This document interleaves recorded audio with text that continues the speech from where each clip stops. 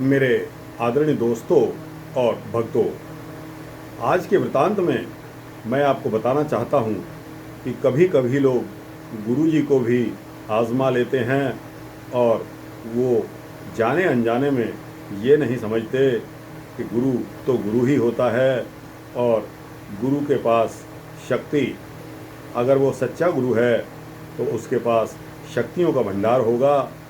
तो दोस्तों, आइए ऐसा ही एक वृतांत आपके समक्ष रखता हूँ। आपको पता लगेगा कि गुरु की महिमा क्या होती है। तो दोस्तों, एक बार की बात है कि एक शिष्य गुरु जी के पास धन और पदार्थों की इच्छा को लेकर आया। गुरु जी ने कहा कि ठीक है, अगर आपकी ऐसी ही इच्छा है तो ठीक है, मैं आपको एक चिट्ठी बना देता हूँ जो कि राजा के नाम है, और राजा के पास चले जाना और यह चिट्ठी राजा को दे देना। वह तुम्हारी सारी इच्छाएं पूरी कर देगा। तो राजा के पास वह शिष्य चला जाता है और जब पहुंचा तो राजा अंदर ही अंदर अपनी भक्ति में उस समय लीन था। तब उसने गुरु जी की चिट्ठी दी। राजा ने चिट्ठी को पढ़कर फिर लड़के को सारा महल, धन, पदार्थ इत्यादि दिखलाए और सारा कामकाज समझाकर उसे खजाने की चाबियां देकर कहा कि तुम इन सबको रखो, मैं गुरु जी के पास जाता हूँ। लड़का सोच में पड़ जाता है कि ये सब कुछ अपना मुझे देकर जा रहे हैं, तो ज़रूर ही इसमें कुछ न कुछ बहुत बड़ी बात है। तो यह सोचकर वह राजा के पास वापस गया और फिर उसने यह सोचा कि इतनी बड़ी संपत्ति और साथ में जिम्मेदारियां लेकर मैं राजा तो बन जाऊंगा, लेकिन इनका करूंगा क्या मैं? मेरे कितने ही दोस्त और कितने ही दुश्मन बन जाएंगे, तब मेरा क्या होगा?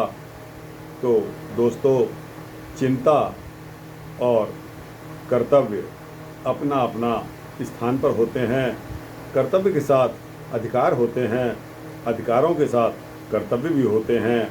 अगर कोई ये कहे कि मैं सिर्फ मलाई मलाई ही खा लूँ, तो दोस्तों पहले तो दूध ही लेना पड़ेगा ना, उसको बाद में मलाई मिलेगी।